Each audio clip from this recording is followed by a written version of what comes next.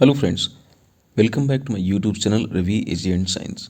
Friends, आज के इस लेक्चर में हम UP triple S C AGTA की लेक्चर सीरीज़ के अंतर्गत एक इम्पॉर्टेंट लेक्चर को कंडक्ट करने वाले हैं। और आज के इस लेक्चर में हम important concept and related person और एग्रीकल्चर से रिलेटेड कुछ इंपॉर्टेंट ब्रांचेज को कवर करेंगे। तो कुल मिलाकर के आज के इस लेक्चर में हम दो टॉपिक्स को कवर करने वाले हैं। आइए लेक्चर को स्टार्ट करते हैं। तो सबसे पहले हम आज के इस लेक्चर में कंडक्ट करेंगे कॉन्सेप्ट एंड रिलेटेड पर्सन से संबंधित टॉपिक को। तो आइए स्टार्ट करते हैं। तो सुपर राइस जो है, सुपर राइस ये जो कॉन्सेप्ट दिया था GS खुस ने। और हाइब्रिड राइस की बात करें तो इससे रिलेटेड जो पर्सन हैं वो युआंग लॉन्गपिंग हैं। गोल्डन राइस की बात करें तो इंगो पैट्रिकस इससे रिलेटेड पर्सनालिटी हैं। सुपरवीट की बात करें तो सुपरवीट से संबंधित जो पर्सनालिटी हैं वो S नागार्जुन है। क्रॉप आइडियोटाइप की बात करें या क्रॉप आइडियोटाइप ये जो कॉन्सेप्ट दिया था इसको दिया था डोनाल्ड ने। ग्रीन रिवोल्यूशन की बात करें तो ग्रीन रिवोल्यूशन NE बोरलॉग इससे संबंधित हैं। आगे चलते हैं।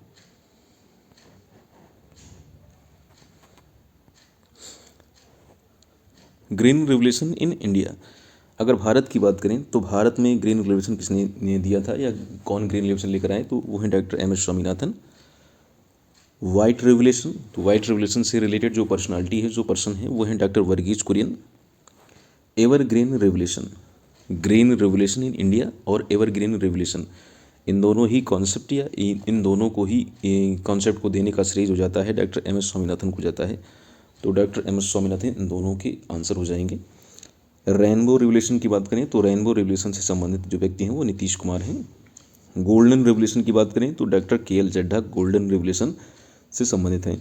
BT कॉटन इन इंडिया, तो BT कॉटन इन इंडिया इस कॉन्सेप्ट से संबंधित जो व्यक्ति हैं वो CT पटेल हैं।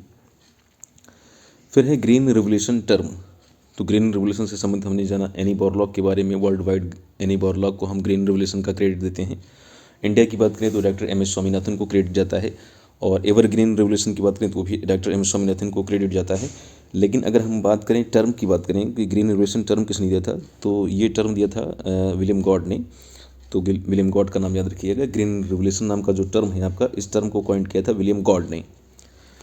नोबलाइजेशन ऑफ शुगर केन, तो नोबलाइजेशन ऑफ शुगर केन या गन्ने का जो हम नोबलीकरण बोलते हैं, तो ये TS वेंकटरमन को क्रेडिट जाता है इस कॉन्सेप्ट को देने का। हाइब्रिड कॉटन इन इंडिया, तो hybrid cotton in India CT Patel.